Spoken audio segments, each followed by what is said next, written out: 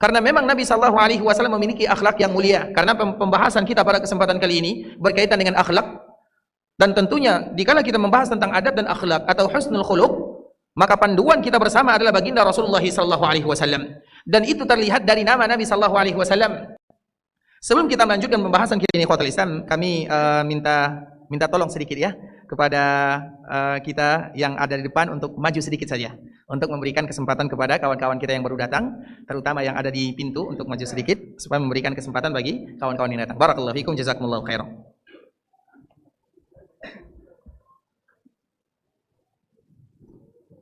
Tapi ikhwatul Islam, Nabi Shallallahu Alaihi Wasallam mengatakan, Ana Muhammadun wa Ahmadu wal Mahi wal Hashir wal Aqib. Nabi Shallallahu Alaihi Wasallam mengatakan tentang dirinya, aku adalah Muhammad, aku adalah Ahmad, aku adalah Al-Hashir, aku adalah Al-Mahi, aku adalah Al-Aqib. Dalam hadis ini Nabi sebutkan 5 nama untuk dirinya: Muhammadun, Ahmadu, Al-Hashir, Al-Aqib, Al-Mahi. Dan itu semua adalah nama Rasulullah Shallallahu Alaihi Wasallam. Dalam riwayat yang lain, Nabi masih memiliki nama yang banyak. Nabi disebut dengan Al-Mutawakkil, Al-Mutawakkal. Nabi disebut dengan Asy-Syafi'. Nabi Shallallahu Alaihi Wasallam dinamakan dengan Al-Muqaffi. Nabi juga dinamakan dengan Al-Malhamah. Dan Nabi Shallallahu Alaihi Wasallam juga disebut dengan Al-Marhamah. Nabi juga dipanggil dengan Nabiur Rahmah, sebagaimana Nabi Shallallahu Alaihi Wasallam dipanggil dengan Nabiut Taubah. Itu semua adalah nama Rasulullah Shallallahu Alaihi Wasallam. Siapa yang sudah hafal nama nabinya? Ada yang sudah hafal nama Rasulullah Sallallahu Alaihi Wasallam? Ini pertanyaan berulang kali kita sebutkan, ikhwatul Islam. Nama Rasulullah Sallallahu Alaihi Wasallam itu banyak dan semuanya sama. Dan tidaklah Nabi dinamakan dengan nama-nama tersebut kecuali ada makna di dalamnya. Maka Nabi mengatakan, Ana Muhammadun wa Ahmadu, Ana Al-Mahi, Al-Hashir, Al-Aqib. Saya adalah Muhammad, saya adalah Ahmad, saya adalah Al-Mahi, saya adalah Al-Hashir, saya adalah Al-Aqib. Saya adalah Nabiut Taubah, saya adalah Nabiur Rahmah, saya adalah Al-Marhamah, saya adalah Al-Malhamah, saya adalah Al-Muqaffi, saya adalah Al-Mutawakkil. Itu semuanya adalah nama Rasulullah Sallallahu Alaihi Wasallam. Agar kita tahu bahwa Nabi Sallallahu Alaihi Wasallam, ikhwatul Islam, di antara salah satu bentuk kesempurnaan kalimat Muhammad, maka Nabi Sallallahu Alaihi Wasallam diberikan kepadanya nama yang sangat banyak. Karena Muhammadun itu artinya adalah orang yang banyak dipuji. Kalau seandainya kita perhatikan ayat Al-Quran, Allah berbicara tentang Nabi Adam. Allah menyebutkan Nabi Adam orang yang suka kembali kepada Allah. Ketika Allah berbicara tentang Nabi Ibrahim, kana siddiqa, Nabi Ibrahim itu adalah seorang yang jujur. Ketika Allah berbicara tentang Nabi Musa, kana mukhlasa, seorang yang ikhlas. Allah sebutkan sifat para nabi itu dalam Al-Quran satu persatu. Namun ketika Allah berbicara tentang Nabi Sallallahu Alaihi Wasallam, maka apa kata Allah? Wa innaka la'ala khuluqin azim. Apa artinya? Siapa yang jawab, angkat tangan. Wa innaka la'ala khuluqin azim. Kita dahulukan yang tua ya. Yang tua silakan. Masya Allah, silakan Bang hadiahnya. Masya Allah, kita dahulukan yang tua ya. Walaupun yang tua jawabannya salah.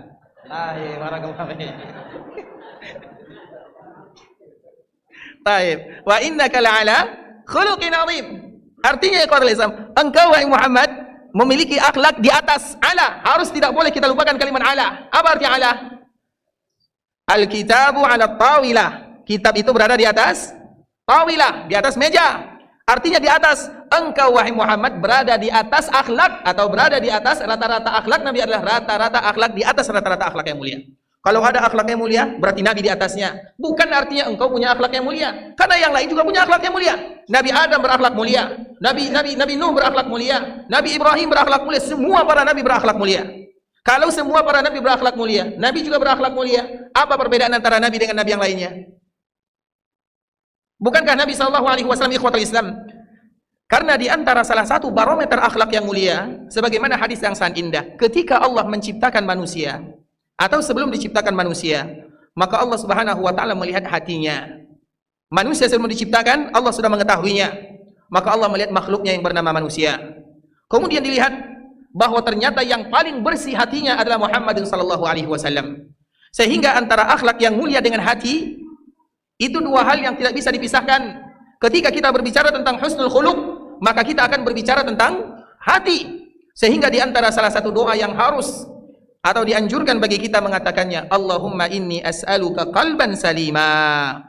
Ya Allah, berikan kepadaku hati yang selamat. Nabi SAW dijamin hatinya oleh Allah Subhanahu wa taala. Di dalam hati Nabi SAW tidak ada dengki, tidak ada hasad. Kenapa demikian? Karena Allah Subhanahu wa taala mengutus malaikat Jibril ketika Nabi SAW bersama ibunya yang bernama Halimah As-Sa'diyah. As-Sa'diyah adalah sebuah kabilah yang berasal dari kabilah Bani Sa'ad yang ada di Taif. Ketika Nabi berada di sana, Nabi sedang bermain, umurnya 4 tahun. Tiba-tiba datang malaikat. Nabi tidak tahu kalau itu malaikat. Kawan-kawan Nabi juga tidak tahu kalau itu adalah malaikat. Tidak ada yang tahu. Nabi diambil. Kawan-kawan Nabi SAW mengatakan, Muhammad dicuri, Muhammad dicuri, Muhammad dicuri. Sehingga mereka mengadu kepada ibunya bernama Halimah. Nabi SAW dikala diambil, dibaringkan di atas bebatuan, dibelah dada Nabi SAW, diambil sesuatu yang berwarna hitam di dalam hatinya, dan Jibril mengatakan, hadza hadzu syaitanu mink. Ini adalah bagian syaitan yang ada di dalam hatimu. Kemudian dada Nabi SAW dibersihkan dengan air Zam-Zam. Kemudian setelah dibelah, dikembalikan, ditutup lagi. Anas bin Malik yang baru bertemu dengan Nabi dikala Nabi berada di kota Madinah. Dan kita tahu ikhwatul Islam, Nabi hijrah ke kota Madinah. Berapa umur Nabi pada waktu itu? Siapa yang jawab? Angkat tangan. Berapa umur Nabi? Barakallahu fiik, satu-satu ya. Semoga memberikan manfaat. Umur Nabi 53. Berarti dari hijrahnya Nabi ke kota Madinah dengan kejadian malaikat Jibril membelah dada Nabi berapa tahun? Berapa tahun? 49 tahun. Karena Anas baru bertemu dengan Nabi SAW di kota Madinah. Apa kata Anas bin Malik, pembantu Nabi? Dada Nabi yang dulu terbelah, aku masih melihat bekasnya. Artinya betul-betul dibelah. Bukan hanya sekedar ilustrasi, hanya sekedar mainan gambaran, enggak. Dada Nabi itu betul-betul dibelah. Makanya Anas mengatakan, aku melihat dada Nabi dikala Nabi berada di kota Madinah, masih ada bekasnya. Betul-betul dibelah oleh malaikat Jibril. Kemudian diambil bagian hitam. Karena bagian hitam itulah gangguan syaitan yang ada di dalam jiwa manusia. Nabi juga ada di dalamnya. Tapi Nabi diselamatkan oleh Allah Subhanahu wa taala. Artinya apa ikhwatul Islam? Selain Nabi SAW tidak ada jaminan diselamatkan oleh Allah Subhanahu wa taala. Maka dari situlah keluar sebuah ungkapan, la yakhlu jasadun min hasadin walakinnal karimu yukhfihi wal laimu yubdi. Tidak ada yang namanya jasad kecuali ada hasad. Semua kita ada sifat hasadnya. Semua kita ada sifat dengki. Semua kita ada sifat dendam, semua tanpa terkecuali. Lantas apa yang membedakan? Al-Karimu yukfi. Yang membedakan kemuliaan, orang yang mulia akan melawannya, kemudian mereka berusaha menyembunyikannya. Iya, kita akan hasad kepada saudara, kita juga akan hasad kepada orang lain. Tapi karena kemuliaan, bisa jadi karena ayat-ayat Allah atau hadis-hadis Nabi SAW, kita menyembunyikannya, kita bungkus dengan bungkus yang indah. Wallaim yubdi. Sedangkan mereka yang tidak mulia, maka mereka akan memperlihatkan sifat aslinya. Karena sifat asli kita ini ikhwatul Islam penuh dengan kedengkian. Hati kita ini kalau dilihat, maka tidak akan ada orang yang mau berteman dengan kita. Dan itu memang diantara salah satu Nabi SAW dibersihkan dadanya, diambil bagian syaitan yang ada di dalam dadanya, kemudian dibersihkan dengan Zam-Zam. Maka dari sini ikhwatul Islam, kalau ada di antara kita yang punya sifat hasad dengki yang berlebih, di antara salah satu obatnya adalah Zam-Zam. Setiap kali kita minum Zam-Zam, berdoa kepada Allah, ya Allah bantu hatiku untuk tidak selalu iri. Karena iri itu ikhwatul Islam, dengki itu semuanya adalah penyakit yang luar biasa. Tetangga yang beli mobil, dia yang masuk rumah sakit. Tetangga yang punya rumah, dia yang masuk UGD. Kan seperti itu yang namanya hasad. Dan itu ada pada diri kita ikhwatul Islam. Tetangga yang pergi melaksanakan sesuatu yang diberikan kelebihan oleh Allah Subhanahu wa taala, dia yang risau. Dan semua kita punya sifat demikian. Makanya di antara salah satu bentuk husnul khuluq, karena di antara husnul khuluq itu ada kaedahnya, harus kita ketahui. Setiap kali kita berbicara tentang adab dan akhlak yang mulia, ada kaedahnya. Kaedah pertama, orang yang beradab, orang yang berakhlak adalah hadis Nabi SAW. Man kana yu'minu billahi wal yaumil akhir falyaqul khairan aw liyasmut. Siapapun yang beriman kepada Allah, beriman kepada hari akhirat, maka katakan kalimat-kalimat yang baik atau diam. Itu adalah kaedah pertama dalam masalah adab dan akhlak, yaitu bagaimana seorang muslim mereka menjaga lisannya. Kalau kita tidak menjaga lisan ikhwatul Islam, itu adalah awal di mana kita akan saling tidak tegur sapa, akan mengetahui sifat bagaimana sebetulnya. Sehingga Mu'adz bin Jabal radhiyallahu taala anhu pernah kaget. Nabi SAW pernah menyebutkan, bahwa yang paling banyak menyebabkan orang masuk ke dalam api neraka adalah gara-gara lisan. Lisan itu bahaya. Maka ada sebuah hadis ikhwatul Islam.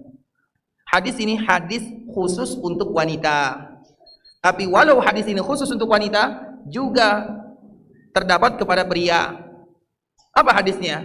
Ada orang yang datang kepada Nabi sallallahu alaihi wasallam mengatakan, "Ya Rasulullah, ada seorang wanita yang rajin salat malamnya, rajin puasa, rajin sedekah, rajin berbuat baik, akan tetapi dia senantiasa mengganggu tetangganya dengan lisannya." Apa kata Nabi sallallahu alaihi wasallam? "Hiya finnar." Dia masuk ke dalam api neraka. Kemudian datang lagi yang lain mengatakan kepada Nabi, "Ya Rasulullah, ada seorang wanita, zakatnya yang wajib-wajib saja selesai, wala tuzi jaraha, tetapi dia tidak pernah mengganggu tetangganya." Apa kata Nabi? "Hiya bil jannah." Dia berada dalam api neraka. Maka dari sini ada sebuah kaidah yang harus kita ketahui. Kalau seandainya kita tidak bisa memberikan manfaat kepada manusia, maka jangan berikan mudarat kepadanya. Itu adalah akhlak dan adab yang mulia.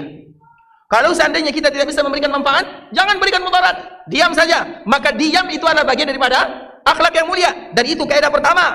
Man kana yu'minu billahi wal yawmil akhir falyaqul khaira aw liyasmut. Siapapun yang beriman kepada Allah dan hari akhirat, katakan yang terbaik atau diam. Kenapa demikian? Karena di antara yang paling banyak menyebabkan kita masuk ke dalam api neraka adalah karena lisan. Kebalikannya, kalau seandainya kita jaga lisan, maka itulah yang menyebabkan kita masuk ke dalam surga Allah Subhanahu wa taala. Itu kaidah yang pertama. Kaidah yang kedua ikhwatul Islam, di antara bentuk adab dan akhlak yang mulia, min husni islamil mar'i tarkuhu ma la ya'ni. Di antara bentuk adab dan akhlak seorang muslim adalah mereka tidak suka kepo, kalau bahasa kitanya. Tidak kepo dengan urusan orang. Ada orang yang cerai, dia yang sibuk. Ada orang yang kawin, dia yang heboh. Ada orang yang intinya ikhwatul Islam, tarku ma la ya'ni, tinggalkan sesuatu yang kita tidak ada urusan. Min husni islamil mar'i tarku ma la ya'ni, itu adalah adab. Kalau kita ingin menjadi orang yang beradab, tinggalkan sesuatu yang tidak ada urusannya dengan kita. Tidak mungkin semua yang ada di dunia adalah urusan kita. Tidak. Urusan kita apa? Urusan kita beribadah kepada Allah. Urusan kita adalah beradab kepada Allah, adab kepada nabinya, adab kepada tetangga, adab kepada orang tua, jaga anak. Itu urusan kita. Urusan orang lain. Maka di antara salah satu orang yang paling memiliki adab dan akhlak yang mulia, mereka yang senantiasa menutup telinga untuk tidak mendengarkan semua berita yang ada. Karena kalau kita sudah memulai membuka, memasang telinga kemana-mana, maka di saat itulah telinga tidak cukup. Telinga akan mengatakan, "Wahai lisan, ucapkan wahai lisan." Maka lisan pun akan berbicara. Dikala lisan berbicara, maka di saat itulah yang paling banyak menyebabkan seorang muslim masuk ke dalam neraka Allah Subhanahu wa taala. Itu adab yang kedua. Makanya dikala. Kemudian yang ketiga, siapa yang beradab dan berakhlak yang mulia? Husnul khuluq adalah mereka yang pemaaf, atau mereka yang menahan amarahnya, mereka yang tidak suka marah. La taghdab. Sebagaimana pesan Nabi sallallahu alaihi wasallam, jangan kalian marah atau jangan kalian suka marah. Apapun alasannya ikhwatul Islam, marah artinya orang yang suka marah adalah orang yang tidak memiliki adab, dan itu adalah di antara bentuk adab dan akhlak yang mulia. Kita ingat ikhwat Mekah pada tahun ke-8 Hijriah. Fathu Mekah itu artinya kota Mekah kembali di sana. Maka sahabat yang lain, karena pasukan Nabi kurang lebih 10.000, sahabat-sahabat yang ada, mereka mengatakan, "Al-yaum yaumul malhamah." Hari ini adalah hari di mana kita balas dendam. Karena orang-orang Mekah dulu mereka menzalimi kaum muslimin. Orang Mekah dulu mereka menyakiti Nabi sallallahu alaihi wasallam. Orang Mekah mengusir semua kaum muslimin, merampas hartanya, merampas rumahnya, merampas semua yang mereka punya. Sehingga kaum muslimin tidaklah meninggalkan Mekah al-Mukarramah kecuali mereka dalam keadaan fakir. Fakir, miskin. Allah menyebutkan lil fuqara'il muhajirin. Tidakkah kalian ingat bagaimana orang-orang fakir dari kalangan muhajirin? Orang muhajirin itu banyak yang kaya, tapi mereka fakir karena hartanya dirampas oleh orang-orang Mekah. Kemudian 1 tahun, 2 tahun, sampai tahun ke-8 Hijriah, Allah berikan kemenangan kepada kaum muslimin. Kemudian Allah Subhanahu wa taala memberikan kekuatan, maka kaum muslimin datang ke Mekah. Ketika mereka datang ke Mekah, maka ada sebahagian mereka mengatakan, "Al-yaum yaumul malhamah." Hari ini adalah hari di mana kita balas dendam. Akan kita cari orang-orang yang dulu membuat kita sakit hati atau yang menyakiti Nabi sallallahu alaihi wasallam. Kita balas dendam. Al-malhamah itu artinya kita akan menumpahkan darah mereka, kita balas dendam. Apa kata Nabi sallallahu alaihi wasallam? Al-yaum yaumul marhamah. Al-yaum yaumul marhamah. hari ini adalah hari kita saling memaafkan. Itulah ucapan Rasulullah SAW. Kalau Nabi SAW mengatakan cari Abu Sufyan karena dia dulu yang memimpin kaum musyrikin, maka mudah bagi kaum muslimin mencarinya. Kalau seandainya Nabi SAW mengatakan cari Sofwan bin Umayyah karena ayahnya adalah orang yang paling benci kepada Nabi dan kaum muslimin, mudah bagi Nabi SAW. Cari Ikrimah, anaknya Abu Jahal, karena dia yang paling membuat sakit hati kaum muslimin, mudah bagi Nabi SAW. Tapi bukan itu yang diinginkan oleh Nabi SAW. Semua orang tadi ikhwatul Islam, salah satunya Abu Sufyan, dia juga sudah mulai ketakutan ketika Nabi SAW datang. Kemudian mereka tidak tahu apa yang harus mereka lakukan. Maka mereka datang kepada Nabi SAW. Kemudian mereka ingin minta maaf. Abu Sufyan ini tidak tahu bagaimana memulainya, karena dia paling kejam kepada Nabi SAW, zalim kepada Nabi. Bahkan bukan hanya kepada Nabi, anaknya pun dizalimi. Karena di antara salah satu putri Abu Sufyan adalah istri Nabi SAW, dan anaknya adalah orang yang pertama kali hijrah ke Habasyah. Namanya adalah Ramlah, atau yang kita kenal dengan Ummu Habibah. Kemudian ikhwatul Islam, Abu Sufyan dikala Nabi berada di Makkah Al-Mukarramah, dia datang menghadap Nabi SAW dan mengatakan kalimat yang dulu dikatakan oleh saudara-saudara Nabi Yusuf kepada Nabi Yusuf. Kita tahu ikhwatul Islam, kezaliman, kejahatan yang paling berat itu adalah kezaliman antara keluarga. Yang memusuhi Nabi bukan orang lain. Yang menjadi musuh Nabi yang pertama Abu Sufyan. Siapa Abu Sufyan? Mertua Nabi. Yang menjadi musuh Nabi siapa? Abu Lahab. Siapa Abu Lahab? Paman Nabi. Yang menjadi musuh Nabi siapa? Abu Sufyan bin Haris. Siapa Abu Sufyan bin Haris? Anak Nabi. Ada Abu Sufyan yang sepupu Nabi SAW. Siapa lagi yang zalim kepada Nabi? Bukan orang lain. Rata-rata yang zalim kepada Nabi adalah keluarga Nabi itu sendiri. Begitu juga dengan Nabi Yusuf alaihissalam. Siapa yang ingin membunuh Nabi Yusuf? Siapa yang menyebabkan Nabi Yusuf menjadi seorang budak? Siapa yang menyebabkan Nabi Yusuf dipenjara? Siapa yang menyebabkan Nabi Yusuf berpisah dari ayahnya lebih daripada 30 tahun? Tidak lain tidak bukan saudaranya sendiri. Ceritanya sama. Sehingga Abu Sufyan ketika ingin minta maaf kepada Nabi SAW, maka dia ingat bagaimana dulu saudara Nabi Yusuf minta maaf. Qalu tallahi laqad asarakallahu alaihi. Hanya 10 orang yang zalim kepada Nabi Yusuf, mereka semuanya mengatakan qalu tallah, demi Allah, laqad asarakallahu alaina. Allah telah memberikan kelebihan kepada kamu, wa in kunna lakhatiin. Dan kami ini adalah orang-orang yang bersalah, maafkan kami. Kalimat yang sama itu juga diucapkan oleh Nabi SAW.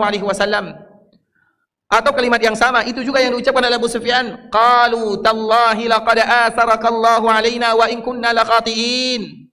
Wahai Muhammad, engkau telah diberikan kelebihan oleh Allah Subhanahu wa taala dan kami adalah orang-orang yang bersalah, maafkan kami. Bahasanya sama. Apa yang dikatakan oleh Nabi sallallahu alaihi wasallam? Mentang-mentang Nabi sallallahu alaihi wasallam punya kekuatan Nabi balas dendam. Qal la tasriba alaikumul yaum yaghfirullahu lakum wa huwa arhamur rahimin. Kalimat ini juga kalimat yang diucapkan oleh Nabi dikala Nabi memaafkan. Hari ini aku tidak akan pernah mencela kalian. Hari ini aku akan maafkan kalian. Hari ini adalah hari di mana kita kembali bersama. Hari ini adalah hari di mana kita berkasih sayang. Itu jawaban Nabi Yusuf, dan itu juga jawaban Nabi Muhammad sallallahu alaihi wasallam sama. Yaghfirullahu lakum wa huwa arhamur rahimin. Dan Allah pasti ampunkan kalian karena Allah adalah zat yang Maha Pemaaf. Artinya apa ikhwatul Islam? Nabi sallallahu alaihi wasallam punya sifat yang sangat indah, tidak marah, tidak dendam, tidak iri, tidak sakit hati. Ketika ada orang yang zalim kepadanya, dia pun mengatakan suatu saat nanti kalau aku bisa seperti ini, kalau aku seperti ini, aku akan cari kamu dan aku akan balas dendam. Tidak ada pada diri Nabi sallallahu alaihi wasallam. Maka di antara salah satu adab yang paling mulia, la taghdab, jangan marah. Jangan marah itu ikhwatul Islam, banyak makna yang ada di dalamnya. Jangan marah, jangan dendam, jangan dengki, jangan iri, semuanya ada dalam sifat jangan marah. Makanya kemarahan itu adalah kunci semua keburukan. Al-ghadabu miftahu kulli syurur, sebagaimana disebutkan oleh para ulama. Sesungguhnya kemarahan adalah kunci semua keburukan. Kalau kita sudah marah, maka semua keburukan-keburukan akan muncul di dalamnya. Maka di antara salah satu kaidah adab dan akhlak yang mulia, la taghdab, jangan kalian marah. Ada di antara kita yang memang sifatnya pemarah. Maka di saat itulah dia melatih dirinya untuk tidak marah, dan itu butuh usaha. Kemudian ikhwatul Islam yang keempat, alaihi wasallam, la yu'minu ahadukum hatta yuhibba li akhihi ma yuhibbu li nafsihi. Tidak sempurna keimanan salah seorang di antara kalian sampai mereka mencintai saudaranya sebagaimana mereka mencintai dirinya. 4 kaidah inilah merupakan di antara kaidah adab dan akhlak yang mulia. Kemudian ketika kita berbicara tentang adab dan akhlak yang mulia, poin pertama yang harus kita ketahui, apa itu adab dan akhlak yang mulia? dan bagaimana kita bisa menerapkannya. Karena kadang-kadang ikhwatul Islam, setiap kali kita berbicara tentang adab dan akhlak yang mulia, kita lupa kepada siapa semestinya kita dulu harus beradab dan berakhlak mulia. Maka kita akan menyebutkan ikhwatul Islam, Ja'far itu adalah anaknya Abu Talib. Dan dia adalah orang yang memimpin kaum muslimin ketika hijrah ke sebuah daerah yang bernama Habasyah. Jumlahnya lebih daripada 80 orang atau 70 orang. Kemudian Ja'far ini dipanggil oleh raja yang ada di Habasyah. Ingin diinterogasi, kenapa kalian datang ke sini? Kenapa kalian hijrah ke sini? Apa penyebabnya? Maka di saat itulah Ja'far mengatakan, ayyuhal malik, kunna qauma ahli jahiliyah, na'budul asnam, wa na'kulul maitah, wa na'til fawahish, wa naqta'ul arham, wa nusi'ul jiwar, ya'kul qawiyyu minna dha'if.